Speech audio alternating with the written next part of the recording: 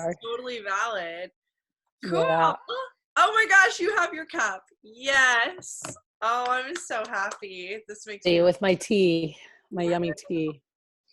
cool. So Mhm. welcome to Cup of Jen, everyone. I'm really excited. This is episode 7 now. Woot woot. And I'm just really pumped because my friend Cathy is actually here.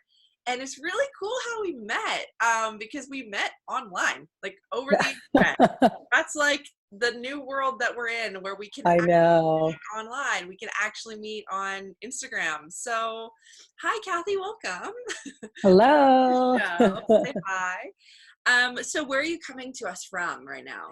Well, I live in Houston, but I am currently in Hermosa Beach, California. Oh, So enjoying a little holiday over here. yeah. Okay, so you're there for like a little holiday. That's so awesome. Yeah, I, I'm in between different speaking engagements, and I was like, I'm just gonna hang out here for some days before this weekend. So super excited. oh, perfect. I love that you're there because I wish I was there. It's in Vancouver right now. It's pouring rain.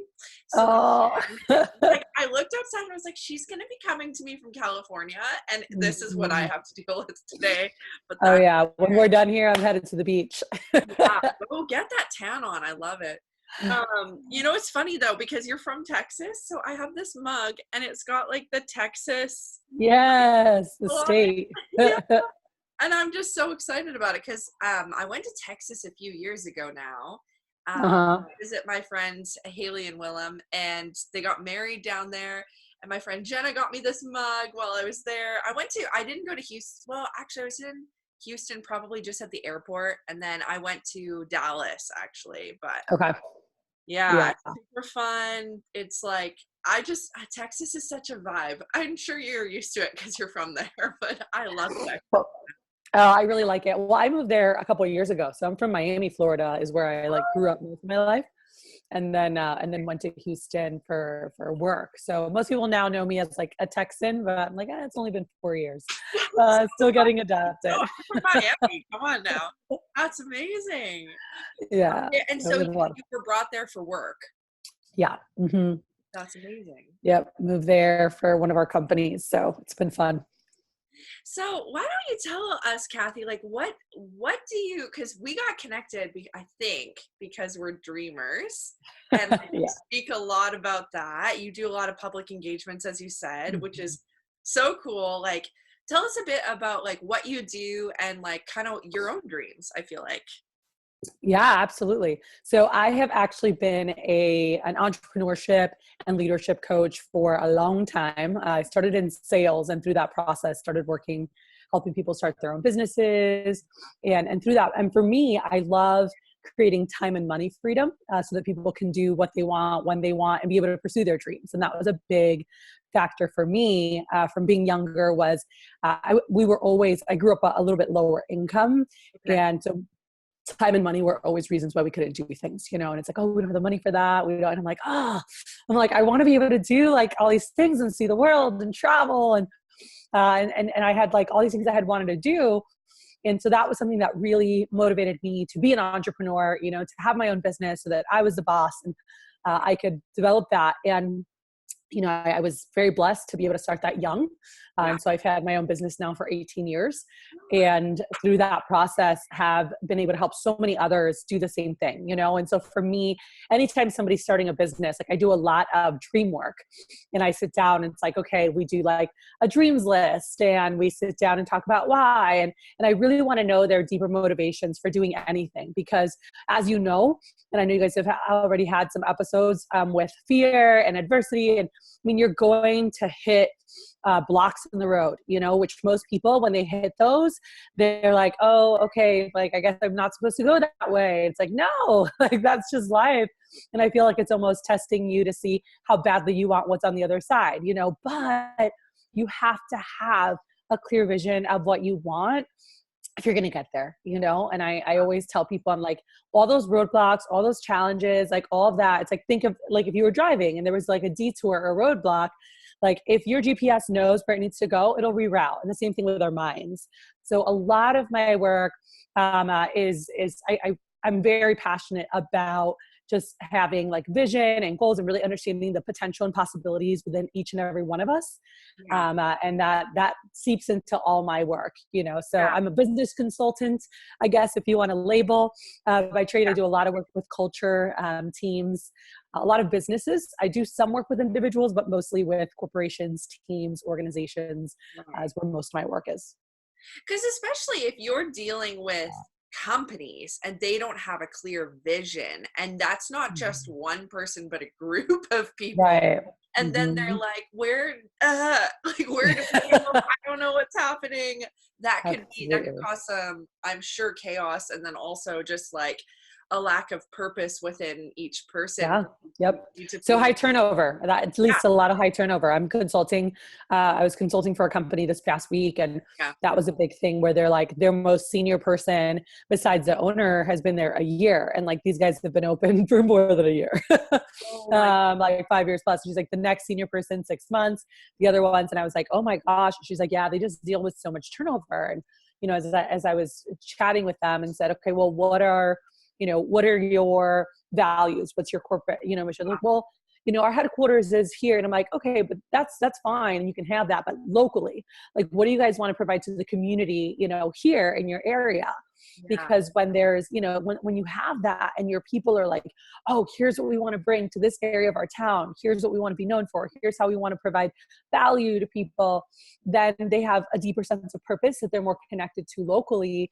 And that's exciting, for them to be able to like get up and go to work. And, the other side that a lot of companies don't think about is the more, there's this big like taboo of like mixing business and personal life, right?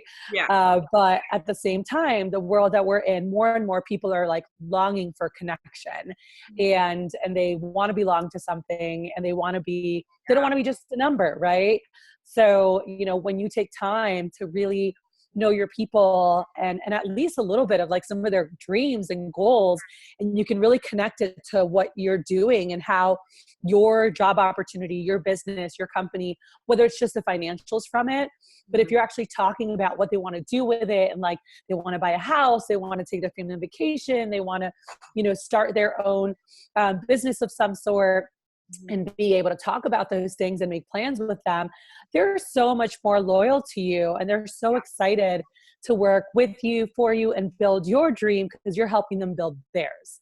And so that's something that I talk a lot about with executives is, what are you doing with your people? Like, do you know who they are? Do you know why they're working? Because the more you know about that, you'll see how you're bad, because you're like, oh, that doesn't have to do with the bottom line. And I'm like, no, actually, you'll see your bank account increase big time when people show up, excited to like be a part of this and give back because of how you're helping them, Yeah. And I was thinking, like, do you think like a lot of CEOs are intimidated at first by the fact that people have dreams that aren't their company?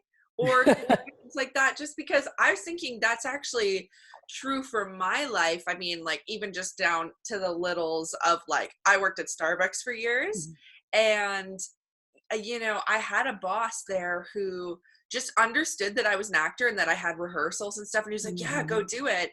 And even though Starbucks is not even like his company, but he was like, I felt like we had the same retention at our Starbucks for like 2 years, which for Starbucks is kind of uncommon because like there's usually high turnover. And then even after that, there wasn't that many people who left until he ended up leaving. But I think it's because he understood that I had a dream and that like I was always going to do my best, like be friendly to people and whatever, do like really good quality work. But I mean, ultimately my dream was somewhere else. So do you think that, I don't know, people are kind of intimidated by that, even though they could maybe combine, like there's and theirs, You're right on, by the way, with that, because there's different schools of thought, right? Well, there's two things that I see like that are very common themes. Like, one is that a lot of C-level executives tend to be like, well, I'm here because I'm the one that's supposed to make the decisions or do this or do that. And they're just like very disconnected from their people, like, because they're just like, all right, no, like what matters is like that we get business X, Y, Z here. But the conscious leaders, like, and the companies that are really like thriving with culture and retention and growth, get that it's beyond that and that we have to serve our people. And there is this fear in old school leadership, and it's more the scarcity mindset versus abundance. Yes. Where the scarcity mindset's like, oh, if they achieve their dreams, they're going to leave me. And really, like, what I see in the most successful people and people that I work with is that, well, if you don't, like, if they quit and they stay, that's worse. Like, if they're mentally checked out and you're paying the money and you're spending resources and they're not even showing up to do, right. what they could be doing, like, it's better to get somebody else. Right. And so I found that in companies that it's scary, right, at first. And I was actually with a group a couple weeks ago. We ran a retreat for a group of regional directors for a property management company. And we were talking, and I love, like, their theme of their retreat was people first. And we were chatting, and at the end I was really acknowledging them. I said, it's amazing to hear you guys talk like this, because this isn't normal amongst a lot of executive teams and top tier people. They're like, how do we create more profits? How do we get, like, growth with this and that? But instead, the theme of their retreat was people first. And it was all centered around that. And I shared with them, I actually gave them my book as a gift. I said, use this. I said, you guys are already conscious people. And so some people are scared to do this with their teams because they don't want their teams to leave. But here's what I know to be true. Like, if you really know what your people want and you're helping them get there and you're having plans with them, like, maybe they're only here for 3 or 5 more years, but they're here at a different level and they produce so much more, and they don't want to leave you empty handed. And so they will work to find a replacement for them. They will work to make that person great because they don't want to leave you stranded, because they're so grateful for what you've done for them, and then some people, like, stay longer. Like, they're doing a lot of their dreams, but their dreams didn't involve them leaving you. Like, they love where they're at and they're getting a chance to, like, do all these other things they wanted to do. And they just, people, like, we're humans, and unfortunately a lot of businesses are ran like machines. And so they're, again, when they feel like people know them, they feel appreciated, they feel recognized, and they really feel like seen, right, or heard. That's a deeper level of connection, and it's incredible what can happen for your business. But I think that with CEOs, entrepreneurs, like business people that are, that they're just scared. Maybe they don't have the culture and they're scared to lose people. So they're just trying to, they're like, no, we're not going to talk about that. But it's actually, like, so outdated. Like, you want to talk about those things and people really appreciate that. Yeah, it's so funny that you say that too, because last week with my friend Tunji, he's a content creator for social media, and he said it's revolutionary, but I just started, treating people online like people. Like, like, I would, like, if they would comment or whatever, I would try to reply back, or like, like, if they, like, DM me, I would try to, like, and just he said the growth that he experienced even over social media, and that's just social media, let alone your business, let alone with people you're genuinely talking to every day, like, in your work environment, treating them like people and understanding, like, their deeper value, which I think is also really cool that you started off by saying, like, your kind of why, as it were, is that you grew up in a situation where you wanted that financial freedom, and then you're, like, allowing other people to receive that, which is really, like, I think that's a beautiful dream, because you're giving people, like, I don't know, such a gift, because I feel like a lot of us are really bogged down by finances and the trap of that, which I can relate to as an actor, because and it sucks because there's so many talented people like yourself, and I mean, all different industries, and especially, like, for me, like, I love the arts. Like, I'm a huge supporter of the arts. I love theater. I love music. And it's so sad to see people who are given these unbelievable gifts and talents, and it's so shut down because their family's like, no, go get a real job. No, go do this, and it's like, you can actually, have it all. And now, do you need to have a plan? Like if you want certain things, if you like, there's ways to do it. But it bothers me when people like shut down a part of them that brings them so alive, you know? Yeah. And I feel like for us on this planet, like people are like, oh, what's your purpose? What's your purpose? And there's so many different like thought patterns on that. And for me, I'm like, I just feel that it's to find that what makes you come alive. Like you're supposed Yeah. to shine as brightly as possible while you're on this planet, you know? And whatever that is, and finding those things that make you come alive. And when you do that, it inspires other people to want to do the same, you know? And I think if more people were living in their truth, we're living in their path, and we're like, what is it that makes them happy? What brings joy? And bringing more of that into their life. And it doesn't necessarily mean quitting their job, but like adding dance classes or acting classes, or doing, like my friend started doing improv classes around her real estate. And just like having more laughter and joy and just doing things, giving yourself permission to like have fun. Revolutionary. What? I know. Yeah, Yeah. and it is so interesting though, because like and I think what you're saying about having a plan and all of that is really important, because I just feel like what has happened to a lot of people is they get, like you were saying at the very beginning, like pretty discouraged from the first time that something comes up against that thing. So it's like, oh, like maybe this is like a sign from God or from life or something that I'm not supposed to do this. But actually, like, no, pretty much anybody who has like done something worth doing, like that they've like really wanted to do, and it's like grown, has had some adversity come up. 100%. So how do you coach people to like keep pursuing things through that adversity? Do you know what I mean? Like, Yeah, absolutely. So, by the way, in my book, so it's 3 parts that are in there. The first part is all about what do you want and why do you want it. It's a lot of fun, and I recommend for people to do that. And even if you don't read the book, I have a free gift that if you just go on my website, and I can say at the end, like, yes. It's a 7-step. Yeah, it's a little 7-step workbook you can download and do, but do it. It's so fun. Okay, I'm excited. And that like first part, like just gets your juices going, you know? And it's like, what do you want? What do you want it? The second part of my actual book is all about like, how do you like the strategy, breaking down goals, and just a lot of things I've done with clients, things that were done with me early on that have helped me, achieve a lot of my goals and dreams. And so that process is like the how-to. And then the last part is all about what you were just asking. And I'm going to share some things, but it's how do you sustain it, right? Like, how do you actually go do it?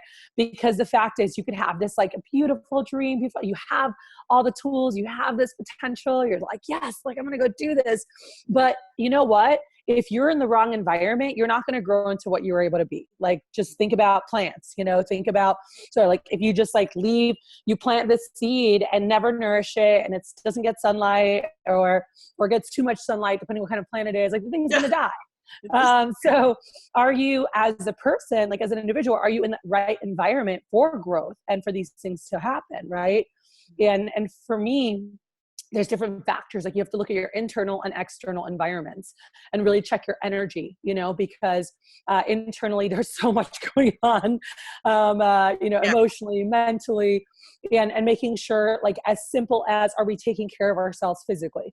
What are we putting into our bodies? Because that affects us, whether you think it does or doesn't. Like, what you're putting into your body affects you. It affects your hormones. It affects, like even depression. It can cause sickness and like really slow you down. And so being conscious of that. So simple things is like water, sleep, breathing, putting nutrients into your body somehow. Even if you don't like healthy food, find a way to sneak nutrients in. I've got lots of ways. And so looking at that, but knowing that your energy is not just physical, it's also emotional, it's mental, it's spiritual. So do you have practices? And something super simple are morning practices, right? That help you help your mind stay focused on what needs to happen. I don't know if you've heard of, and Hal Elrod, he's an international bestseller. He wrote the book called Miracle Morning. And Hal, I met him selling Cutco many, many years ago. He's unbelievable. And he wrote this book that is just, it's huge, and you can check it out, Miracle Morning. but it's so simple. And he said, this saved my life. It's called the Savers, his morning practice. Yeah. And he's like, silence in the morning, whether it's meditation, prayer, whatever it is, that's the S. A is for affirmations, and there's like cool apps and things, but like having those things that you look at of like, I'm going to be the, whatever actress, or I'm going to be in this or whatever. And just looking at stuff, and then actual visualization, and not just like visualizing, but feeling it like it's already happened, like your body feeling it. Yeah. Because when your mind like sees it and feels it, like, it's like, all right, like now let's go, like, let's get, like, it already knows, like, that's where we're going, and it's, people can look at it and be like, oh, whatever, who, like, there's so much science. Like, I can sit here and just start giving you a bunch of science, like, studies on like how the brain works. And that's why even virtual reality, like, you put something on and you're like, oh my God, it's not real. You're like sitting in your freaking living room, but your brain still feels like it's happening because it doesn't know. It doesn't, like, your brain doesn't know the difference. Like when it sees things, it's like real, like the receptors. So anyway, I'm not a scientist, but there's so much science behind it. It's incredible that shows the power of that, and so he has the V for visualization, E for exercise, R for reading, and then S for scribing, for journaling. And it's just some of the best practices of the most successful people. When you study people who have achieved at the highest levels, like, they all had different forms of practices that kept them focused. And so whether it was meditating, journaling, extra, whatever it is, or a combination, right? Typically it's multiple of these. He was like, well, I'm going to do all of these every day in the morning to kick my day off and just start transforming my mind, because we're the ones that stop ourselves the most from getting to where we want to go. Like, the fact is, like, life is going to, like, there's just so much shit that's going to happen. We already know that. Yeah. And if you don't know that there's a lot of shit that's going to go down to keep you from getting to where you want to go. So yes, indeed. But it's up to us to train our minds, our emotions, to be strong enough to be like, no, like, we're getting there. So what's the new plan? Like, I've got to reroute here, and something to achieve that. Like, one, there's like your internal, coaching and what you're doing for yourself. But then there's also external, right? And so I mentioned the environment, the external environment, like, who's around you? What's your circle of influence? Do you have great mentors? Do you have great coaches? Do you, or is all you have in your circle the people that are constantly telling you, like, how this is a dumb idea?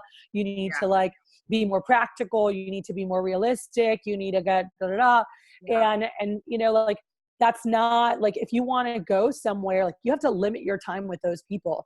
Ideally eliminate those people from your life, but there are some that are family or loved ones that you can't, like, eliminate. But you want to limit your time with them. Like, I had to literally, like, limit time with family members that were just like negative Nancy's, and just were always like, what are you doing? And like, you're working too much. Like, when I was younger, and I was like, look, there's a life that I want, and I'm willing to put in the time now to create it.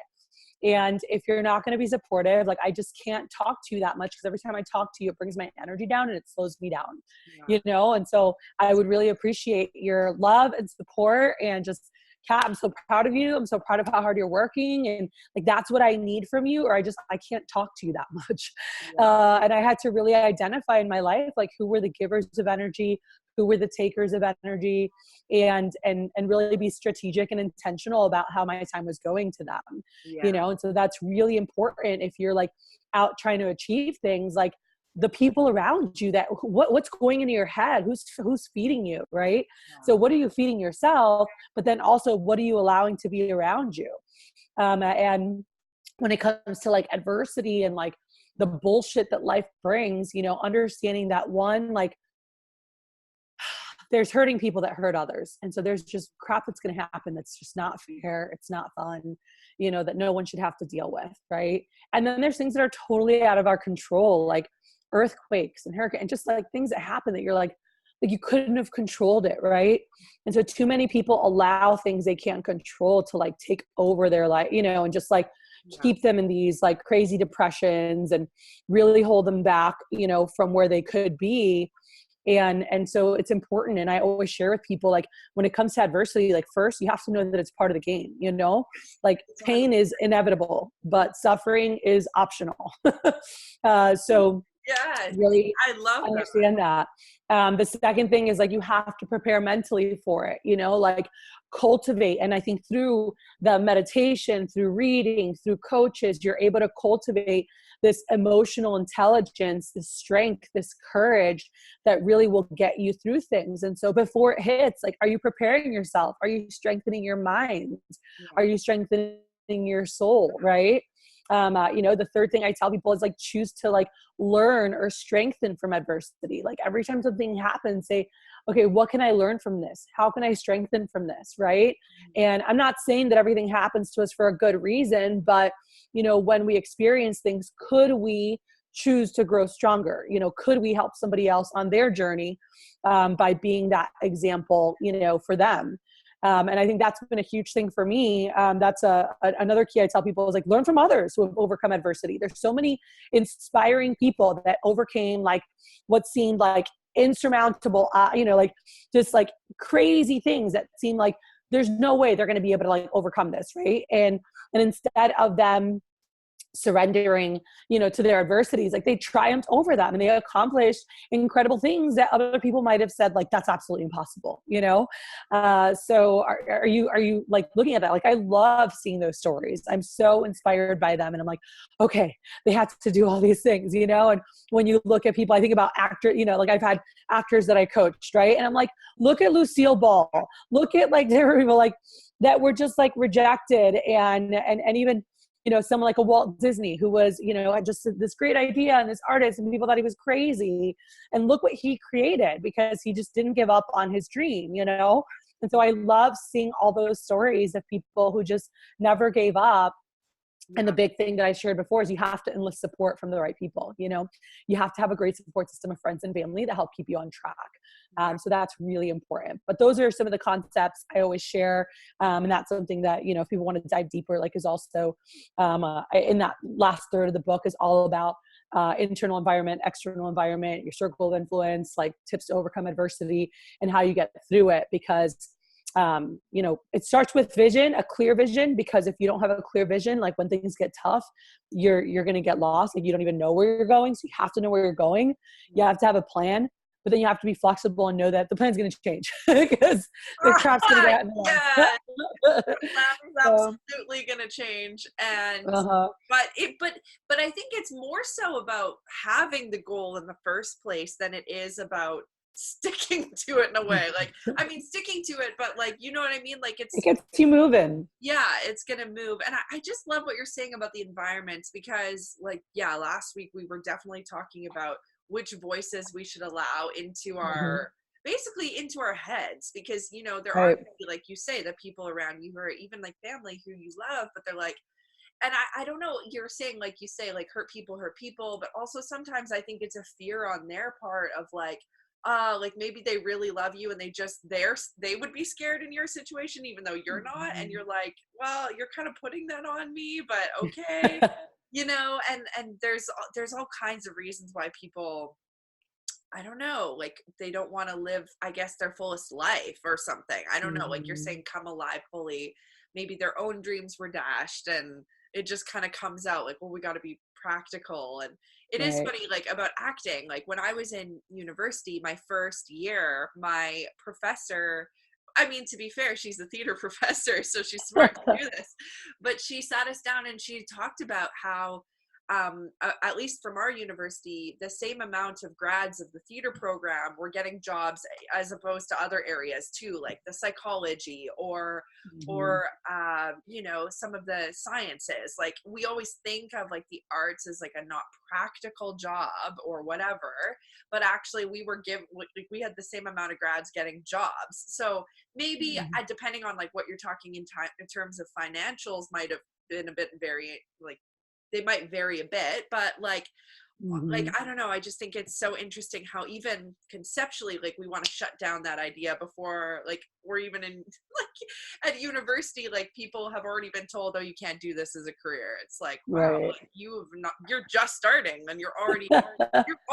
like on the wrong foot in a way because somebody has already told you this is dumb to get a degree in this or whatever it might be, right? So it's kind of sad the kinds of voices that will come up, and even from family who really like, maybe even mostly from family who really love you, but they're just And it's and you have to learn to like filter the voices, because when the family's like, oh my gosh, no, you need to do this, you need to do that, it's not that they don't believe in you, it's that they love and care about you and they want the best for you, and they think that this safe path is the best path, even though it might not be for you. And so I had to learn too to respect that as I was going to do the things I wanted to do that weren't secure, because I've never been an employee, and I've never had a stable paycheck, and I've never had like health insurance and benefits, because I've been my own boss, and so I created that.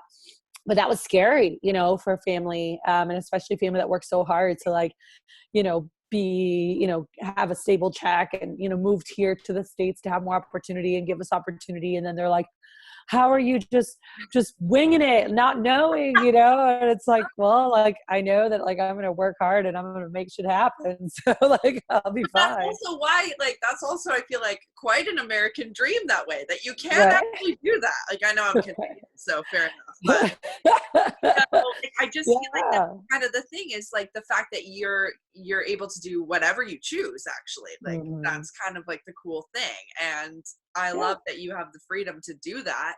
And I relate to the whole check to check thing and the like, what's going on. Ultimately too, though, it's like, like I can just sense from you that you're just like so happy with like giving that joy to people, and that's like important to you at a deeper level, and For I sure. think that's so important. And then how many of us are doing something kind of more safe, but ultimately like missing out on like true living, sort of like how you were saying, Right. certain employees, you know, like Parts of you might die. still be there, but they're like not really there. And then other employees like are fully alive and there, like, and even if they leave after 5 years, but they'll try to like help you out and stuff. Like, the Mhm. attitude is so different, the kind of quality really is just going to be so different. Mhm. And I think like for us, quality of life, like it's important to do something that we really like enjoy, and like you say, have fun too. And it'll be Yeah. hard obviously, but yeah, so that's just so interesting. And particularly to what you're talking about the mental toughness, like I really relate, and Mhm. the emotional intelligence. I had an experience the other day. To be fair, what you're saying about my health, didn't sleep enough that week. Let's be clear, like could have had some better nutrition, a little more water. I know that's true. But it was just amazing because yeah, I was like running my show that I'm currently in a theater show, Mhm. and we were running it, and I have definitely the most lines, and that's fine. Like, and it's a very talky sort of show, which is also fine, and I'm in a British accent, which is whatever. But it So was fun. it's super fun. But we were doing it, and yeah, it was the first time like we have like an off book deadline where we're not supposed to be on our scripts, but they will still like if you call line, they'll say it for you. But then we have like an off book deadline where you can't call line anymore. And Mhm. so we were doing the run of the show. We did like a whole run, and we were going to do it again. So we did the first one. I was like, oh, you know what? I actually felt like I did pretty good with that. So I'm going to, go do a second one. And I'm not going to like kind of look at my script, because I need to just sort of trust Mhm. myself and let it, which were all true things. And then we get to like halfway through the second run, and there's this one line that I'd been working pretty well, and I don't know, it had been trickier for me. And then all of a sudden I'm on stage and I just couldn't think of it. And I was like, okay, remember your training, so do the breathing. Is it coming? I just couldn't think of it. I was like, I don't even know the concept. And I just like, my brain kind of went, I don't know it. Like, I just sort of gave up, sort of mentally. And I just was like, it was amazing to me, especially because I would consider myself like a fairly confident person, but I mean, human, like Mhm. we're human. But I just like the place I went to emotionally, like right away, was like so funny. Like it was like fear and embarrassment and frustration and I mean, anger. that's our nature. I know. And I was like, what is going on? Like, and it Mhm. really took me, like, I ended up just skipping a bit forward, and it didn't literally affect anyone at all. Like, everyone was fine. Like, they were like, it's gonna, like, Janessa, you have a ton of lines. Don't worry about it. And we're in rehearsals. Like, if you can't mess up in rehearsals, you know what I mean? Like, then, like, what's the Right. point? Like, really? Like, cause that's like, we're trying to prep for a show. and it's also live theater and things happen. So, but the place Mhm. I went to mentally was so funny that like I left and I was like, you know, I kind of feel like crying, but at the same time, I just don't want to cry because I don't want to validate this feeling of like, oh, anger and frustration and blah, blah, blah. Because I just thought, you know, it's just a line. Like, why does our Mhm. brain go there right away? Like, it's somehow a Mhm. self worth thing instantly. You know what I mean? Like, I was literally just like going along doing my script. And then all of a sudden now I'm having these inner turmoil, deep thoughts about like, why do I feel so stupid? And it's just funny Right. how the like basically what I ended up doing is Mhm. just the mental connection that I had just to go, wait a second. It's not that my feelings aren't valid, because yeah, it's like totally fine to be a human, but Right. also like and give myself that grace, but also realize like, yeah, it's just a Mhm. line. And like you don't need to be like embarrassed or have like anger towards yourself for that, you know? And like I think it's Mhm. just funny. And I'm sure that I mean that's acting, but I'm sure every single kind of career has different things where they just have a moment they go, whoa, like suddenly Yeah. it's like no longer just like a, I don't know, you're going through your day and then it's just something really hits you and you're like, I don't know like why this is so attached to me, but it just is, you Mhm. know? And For having that, sure. I think, mental toughness to go, okay, like emotion is going to come and go, but like what's true here? Like what's actually happening? Mhm. Like you're going to have adversity, it's part of the game. But like you say, like I love what you said that suffering is kind of a choice. Like you don't have to Mhm. stay there. You can be there, but you don't have to stay there. Right. And wow, that's powerful for me. And I think for a lot of actors, because especially in the arts, I feel like things like depression and stuff, because we're dealing with emotion all the time. That's like Yeah. literally our job.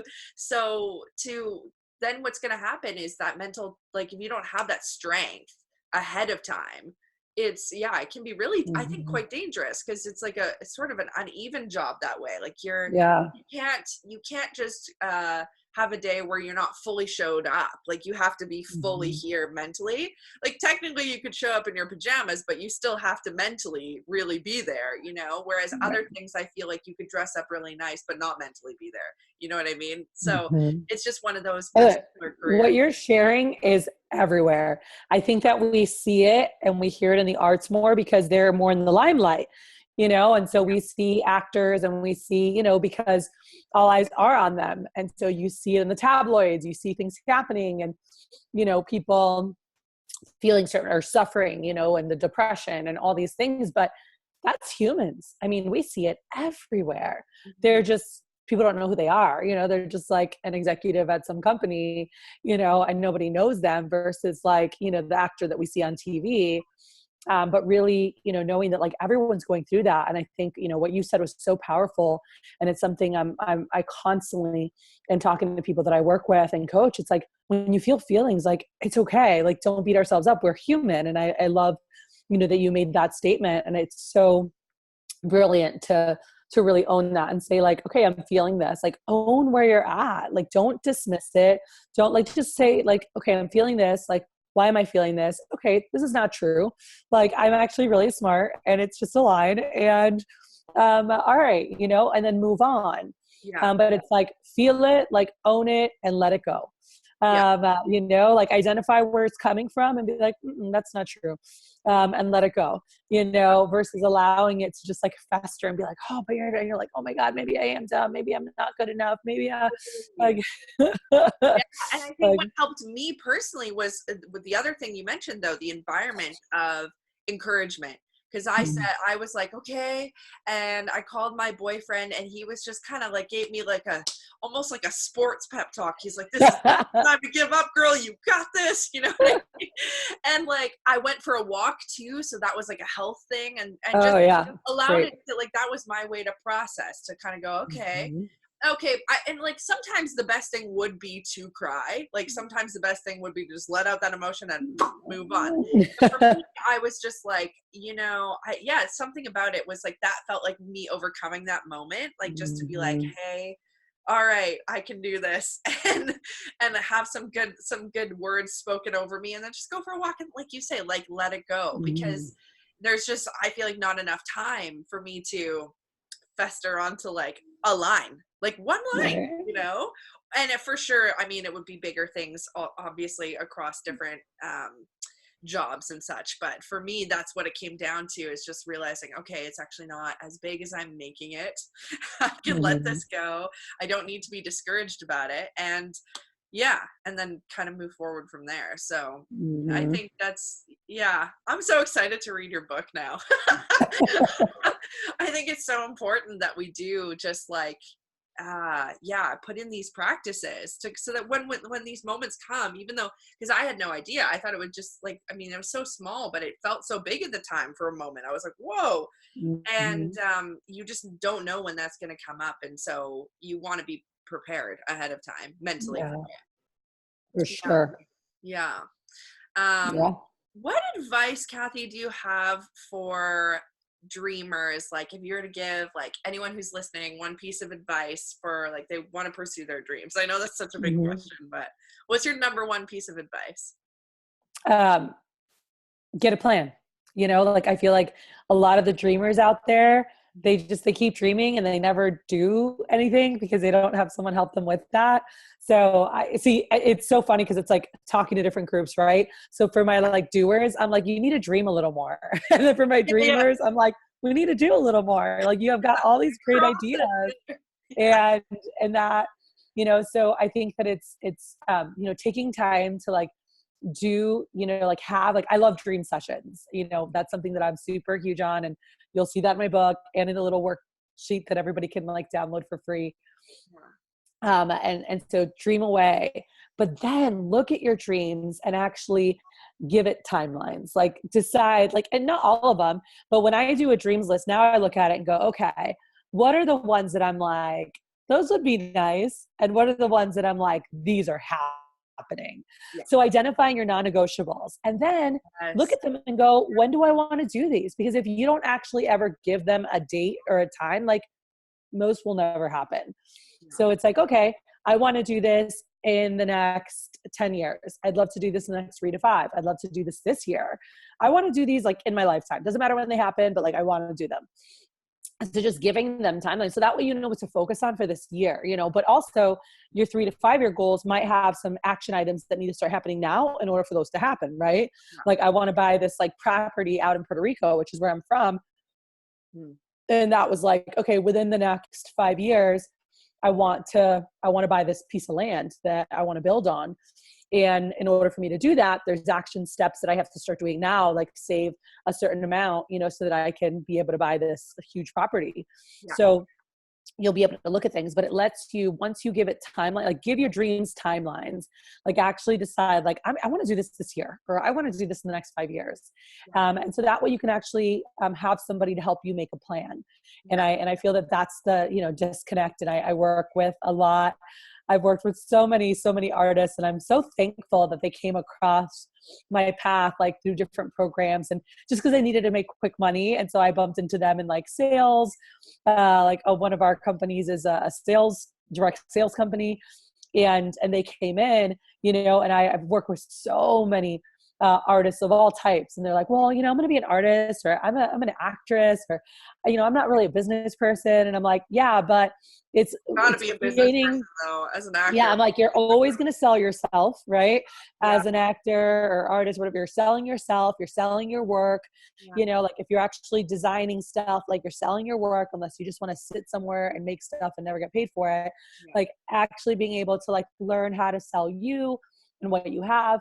But also like putting things to a plan, and like a lot of them like have all these great ideas, but they've never had the like structure of like, okay, like let's break down goals. And so I think that learning how to break things down and knowing the small action steps required. Like one of my students, she wanted to have her own art studio and all these things she wanted to have, which she accomplished. And it was awesome to watch her through the years do that.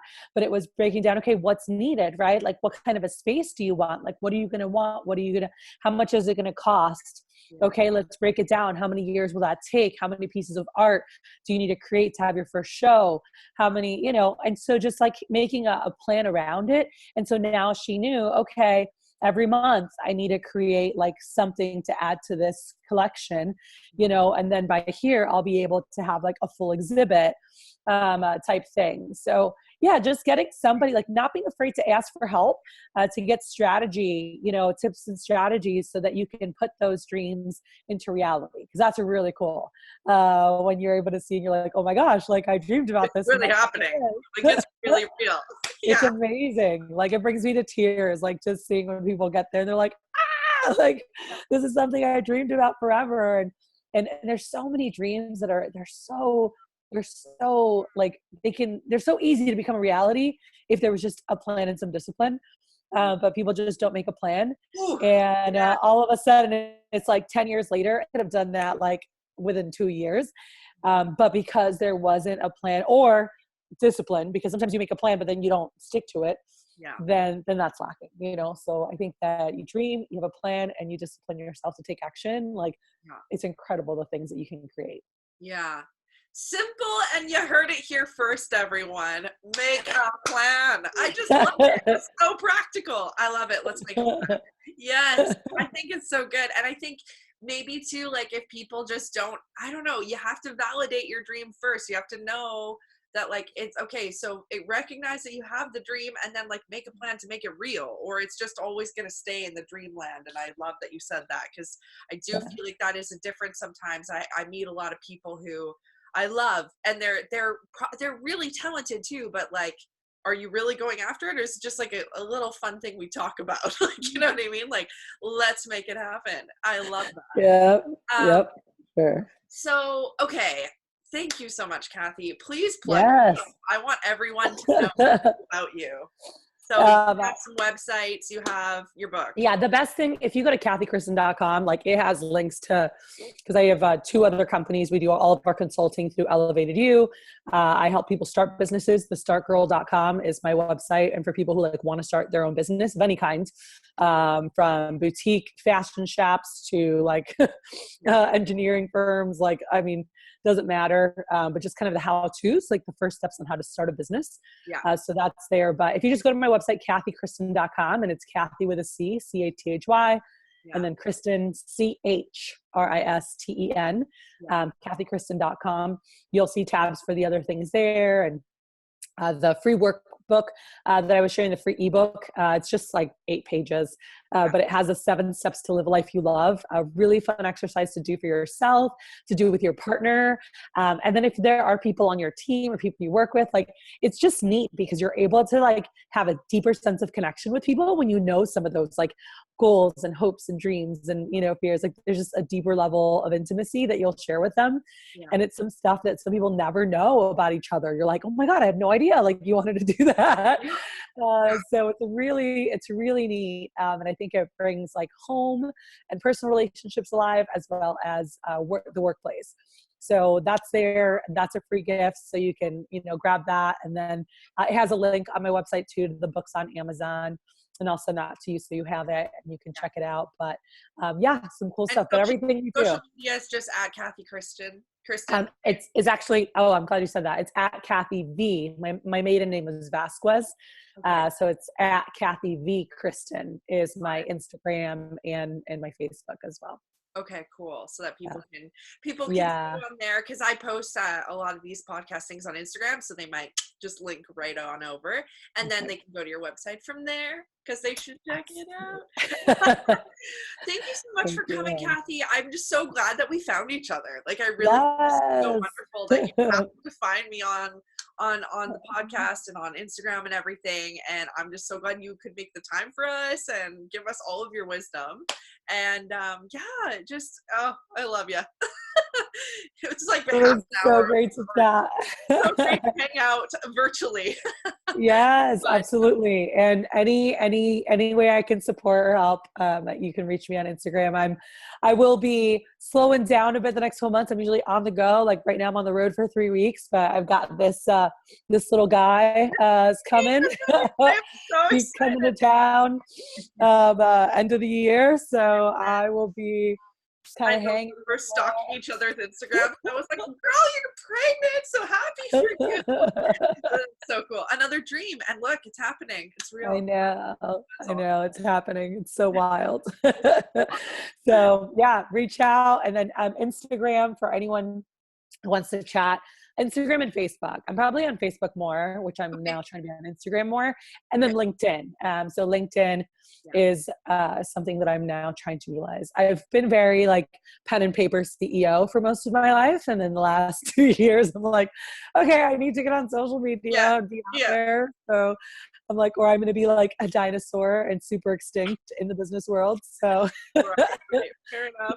But not that extinct though, because you found me via Instagram. And I know I'm getting coaching. I'm getting coaching on like, you know, how to be out there in the online world and make friends. So I would have literally like months ago, I'm like, what? No, I can't, like, I don't know them. And they're like, and you now network, here like we are. network. I'm like, yeah, I network at events. And they're like, well, the world we live in now, you network on LinkedIn and on Instagram. Yeah.